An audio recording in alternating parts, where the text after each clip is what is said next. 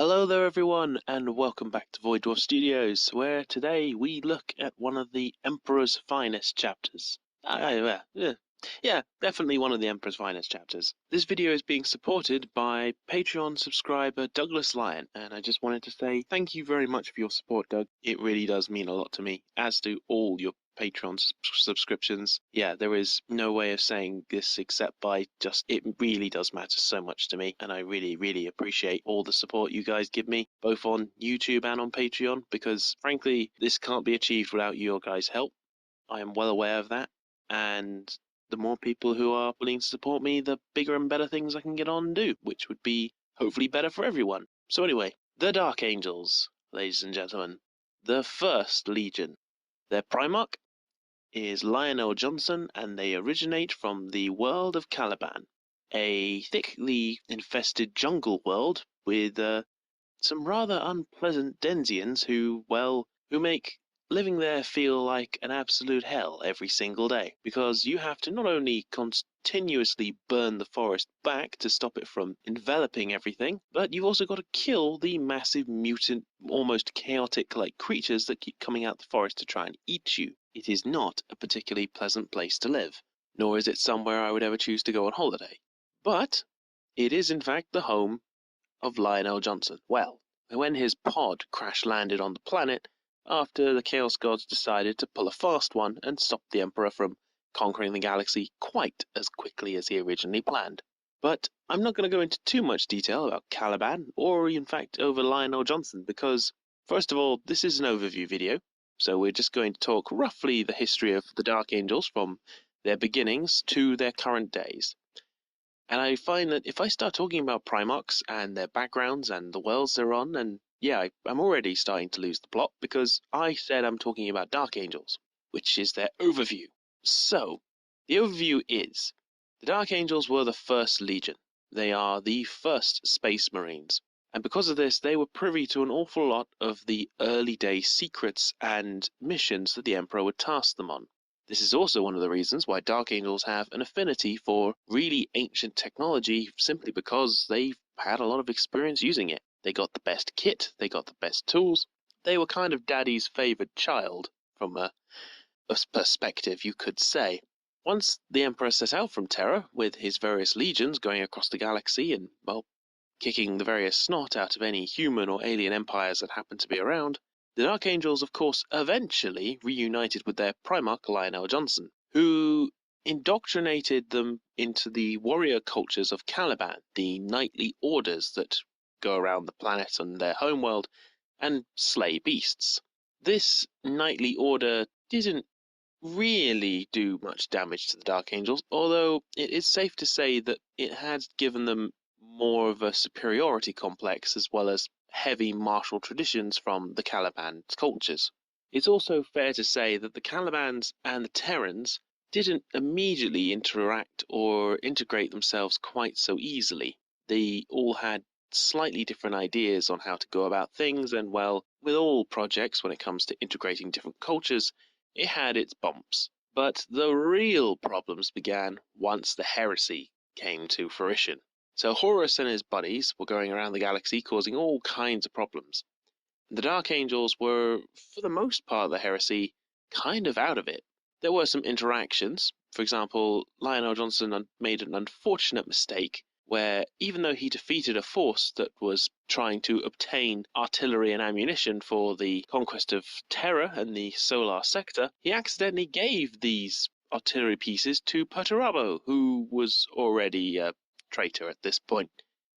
Whoops. So, yeah, but besides that, the Dark Angels spent most of their time chasing the tails of the Night Lord's Legion under the command of Conrad Kurz. This kind of kept them out of most of the fighting for a very long time, and even when they did manage to bring Conrad Kurz to heel, this kept them out of the fight for so long that the heresy was almost over.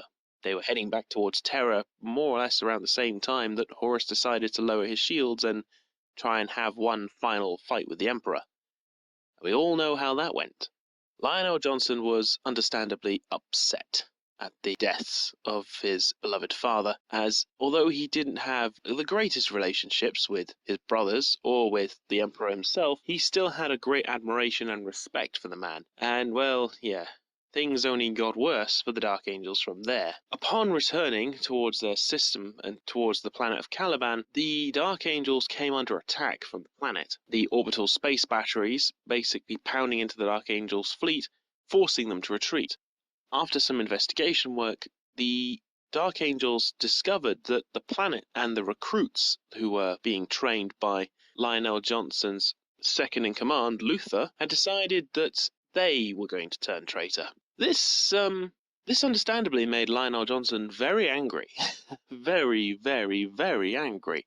And he launched a full-out assault onto the planet. The planet was so devastated in the fighting that it actually was representing more of a fiery hellscape than a jungle one at this point. And upon landing, Lionel Johnson discovered that Luther had made a deal with the Chaos Gods and had sort of become another mini Horus empowered. It was the Chaos Gods' wish to not only break the Dark Angels, but also to try and kill another Primarch. But Luther at the last moment could not bring himself to kill his favourite adopted son. And so, because of this, the Chaos Gods, in their rage, made a warp rift into real space, tearing the planet into pieces, and this is now why Caliban is basically a hunk of rock in space.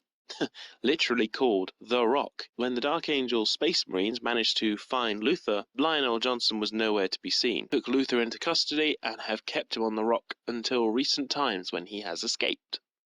How? Why? Not a clue.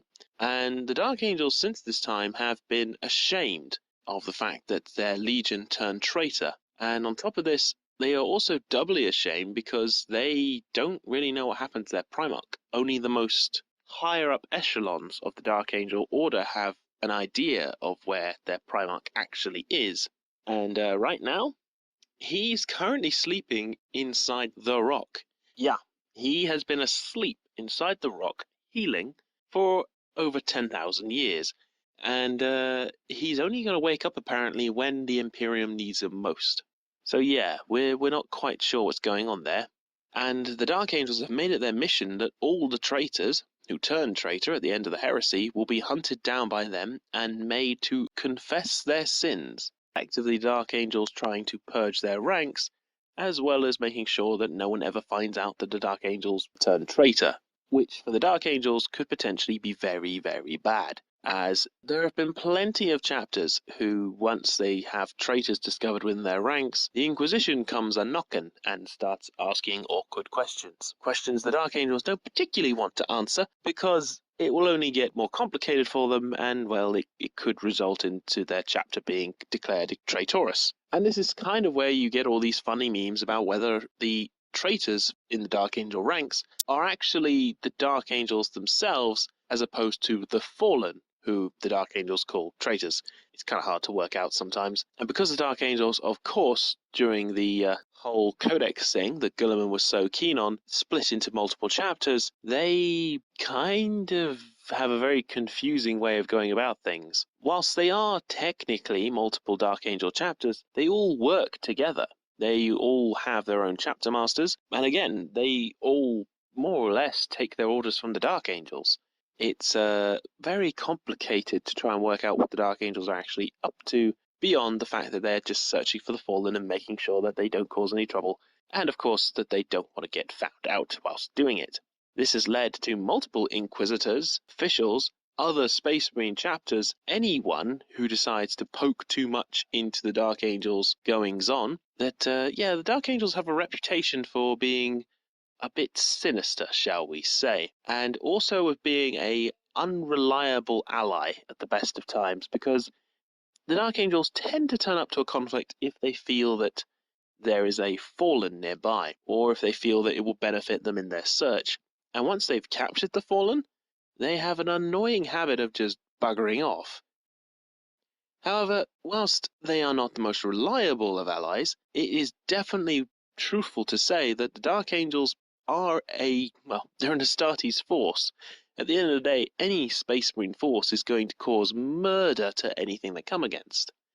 and the Dark Angels have pitted themselves against pretty much everything the galaxy has to offer, and most of the time have come out swinging, primarily because of their incredible amounts of Terminator armor, their wonderful love of plasma weaponry, and all their cool bikes and speeders that make up their Raven Wing section. Not related to the Raven Guard. I have to point this out. They're not related. So yeah, in that kind of a muddled way, this is my overview for the Dark Angels. They are a very secretive, military, knight-based order who go around finding traitors who were once Dark Angels themselves and forcing them to confess through torture. And once they've found them, and they've tortured them, and they've confessed, they then kill them. In current lore, they're more or less doing that now, except now the Primaris have turned up, it's made things even more complicated for them, because the Dark Angels aren't overly fond of Primaris. They're not particularly fond of them being in the chapter. They also don't particularly like the idea of Gulliman telling them what they should and should not have in their chapter, and they really, really, really don't want him to find out what they've been doing the last 10,000 years, because Gulliman will probably get a bit pissy with them about that. Either that, or he'll tell them all to man up and get on with their jobs and stop fussing around with previous traitors. But hey-ho, who knows? The Dark Angels do have a very cool aesthetic with their wonderful hoods, their dark green, and also their wonderful Terminator companies, which is fantastic because having an army of Terminators is just so much hilariousness, especially on the tabletop. And the Dark Angels as an army are a fun one to play because you have multiple ways you can do it, and they also have two very strong flavors.